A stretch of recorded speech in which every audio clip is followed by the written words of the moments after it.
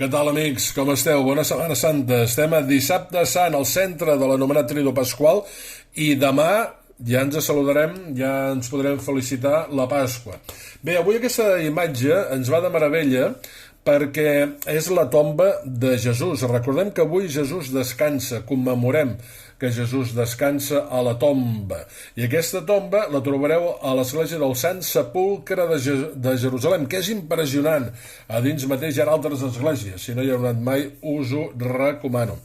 Avui us vull explicar una llegenda preciosa que ens va també molt bé, que és la del Sant Crist Negre de Peralada. I ho farem amb imatges del bon amic Àngel Almazán de l'estanc Ciutadans, del carrer Ciutadans de Girona, que me les ha deixades. Són aquestes imatges, fixeu-vos, del Sant Crist Negre de Peralada.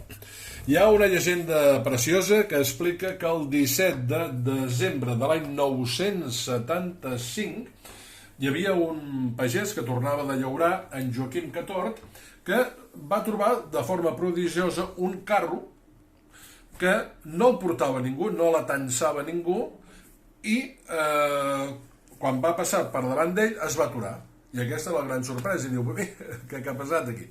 I se'n va anar a veure què portava el cavall, que hi havia dins del carro, i es va trobar amb aquesta imatge del Sant Crist Negre de Peralada. Immediatament va portar la imatge amb un convent de monges que hi havia a Peralada. Les monges sorpreses, quan ell els hi va explicar la troballa del Sant Crist, i van anar a veure el capellà. I el capellà immediatament el va portar a l'església parroquial i des d'aleshores es venera a l'església parroquial de Peralada i surt a la processó dels Dolors. Aquest any no ha pogut ser per qüestió del coronavirus, però sempre surt per la processó dels Dolors. I ha estat sempre molt i molt venerat pels gitanos, però no només pels de Catalunya, sinó també pels de la Catalunya Nord, que baixaven expressament a fer-li pregàries. Bé, la gent del poble de Peralada ho sap. Quan hi ha hagut pandèmies, per exemple, en casos de pesta com la que estem visquent ara, anaven a resar el Sant Crist Negre de Peralada, malalties, per demanar per la pluja. I hem de dir que el cap és autèntic. Aquest cap que veieu del Sant Crist és autèntic perquè es va poder salvar de la destrossa que li van fer durant la Guerra Civil Espanyola. Bé, doncs aquesta és una de les llegendes que podeu trobar en aquest llibre, en el meu llibre 1001 llegendes i mites de Catalunya. Avui el nostre Angelet ens està acompanyant. I també, atenció, a aquest fantàstic Crist en majestat de Sant Joan les Fonts del segle XII. Fixeu-vos quina preciositat.